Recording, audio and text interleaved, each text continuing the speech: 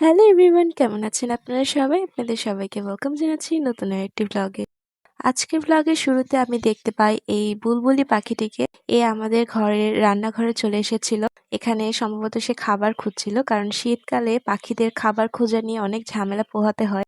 আর এখানে আমার ভাতিজারা ওরা এখানে নারকেল প্রসেসিং করছিল পিঠা বানানোর জন্য। তাদের নতুন পিঠা এসেছে, তো তাদের নতুন পিঠাকে নতুন চালের পিঠা দিয়ে আপ্যায়ন করতে তারা এই যে নারকেলের এখানে প্রসেসিং শুরু হয়ে গেছে। রাতে পিঠা বানানো হবে।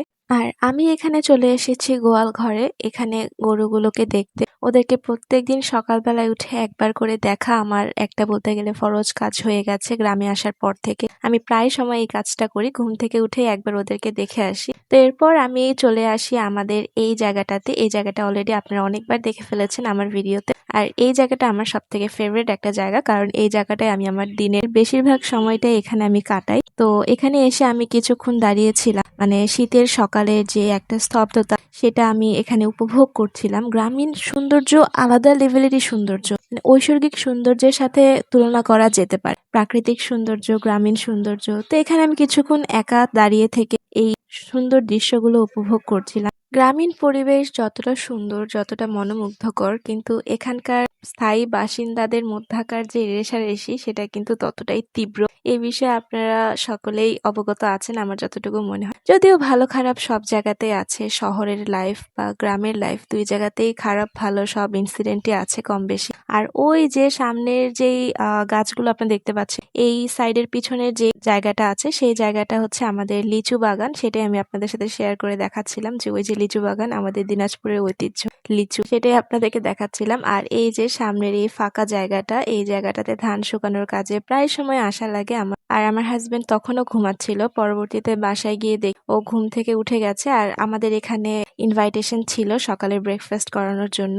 তো আমরা চলে আসি এখানে ব্রেকফাস্ট করতে। যদিও আমাদের একই দিনে এই একই সময়ে আরো 5টা ফ্যামিলিতে ব্রেকফাস্ট করার ইনভাইটেশন ছিল, যদিও একসাথে এতগুলো ফ্যামিলিতে ব্রেকফাস্ট করা পসিবল না। তো আমরা কোনো রকমে ব্রেকফাস্ট শেষ করে বাসায় চলে আসি। এক ধরনের পালিয়েই চলে আসি, কারণ এতগুলো ফ্যামিলি থেকে ইনভাইটেশন একসেপ্ট করা আমাদের পক্ষে অনেক কষ্টসাধ্য হয়ে যাচ্ছিল। তারপর আমরা আসার সময় এখানে দেখতে পাই এই বিড়ালটিকে। গ্রামে কিন্তু সচরাচর বিড়াল দেখতে পাওয়া যায় না, ঢাকায় যতটা দেখা যায় অলিতে গলিতে, গ্রামে তেমন একটা দেখা যায় না। তো এটাকে এখানে দেখে আমি একটু শুট করছিলাম। আর এই যে এখানে ধান সিদ্ধ করা হয়ে যাচ্ছে, এগুলোকে এখন ওই যে প্রথমে যে জায়গাটা দেখেছিলেন আপনারা, ওখানে নিয়ে যাওয়া হবে আর ওখানে এগুলো বিছিয়ে এগুলো শুকানো হবে। তো এখানে আমার ভাতিজা ও এখানে ওর হেল্প করছিল কাজ ওর বাবাকে। গ্রামের বাচ্চারা কিন্তু শহরের বাচ্চাদের তুলনায় অনেক বেশি অ্যাক্টিভ হয়, যেটা আমি খেয়াল করলাম। আর এখানকার বাচ্চারা মানে অনেক ছোট ছোট বয়সের বাচ্চাদেরকে আমি দেখেছি যে তারা অনেক হেভি কাজ করতে পারে, তাদেরকে সেভাবে করে শেখানো হয় ছোটবেলা থেকে। আর এখানে আমরা রেডি সেডি হয়ে চলে যাচ্ছি আমাদের গন্তব্যে, যেমনটা আমি আমার লাস্ট ব্লগে বলেছিলাম। তো সেখানে আমরা যাওয়ার উদ্দেশ্যে রওনা দিয়েছি।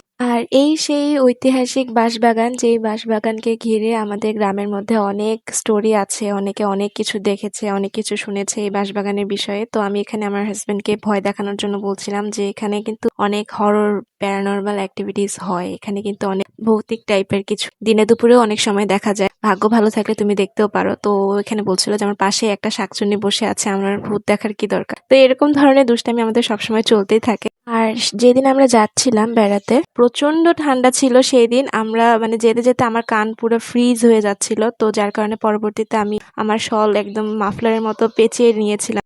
এরপর গ্রামীণ দৃশ্য উপভোগ করতে করতে আমরা চলে যাই আমাদের গন্তব্যের দিকে। দেখতে পারবো। আর এই যে কিছু দূর পরপরই এখানে লিচুর বাগান দেখা যাচ্ছিল। তো এটা আমার হাজবেন্ড আমাকে বলছিল যে তোমাদের এখানে অনেক লিচুর বাগান, মানে কিছু দূর এগোতে না এগোতেই জমি, তারপরে আবার লিচুর বাগান, আবার লিচুর বাগান, আবার জমি। এই যে আপনারা দেখছেন এখানে আরো একটা লিচুর বাগান, আপনারা অলরেডি একবার লিচুর বাগান দেখেছেন, এই যে এটা আবার আরেকটা লিচুর বাগান। তো এরকম আমরা লিচুর বাগান দেখতে দেখতে চলে যাচ্ছিলাম আমাদের গন্তব্যে। আর আমার হাজবেন্ড এমন একজন মানুষ যে কিনা কোনো গাছই চিনে না, সে পর্যন্ত লিচুর বাগান দেখতে দেখতে লিচুর গাছ কিরকম দেখতে হয়, কিরকম পাতাগুলো দেখতে হয় সেগুলো সে চিনে গেছে। মানে দূর থেকে আমি যখন তাকে কোনো গাছ দেখিয়ে জিজ্ঞেস করছিলাম যে ওটা কি গাছ, ও বলছে এটা লিচুর গাছই হবে সম্ভবত, কারণ সব জায়গাতে লিচুর গাছই আছে। তো ওর টোটালি মুখস্থ হয়ে গেছে।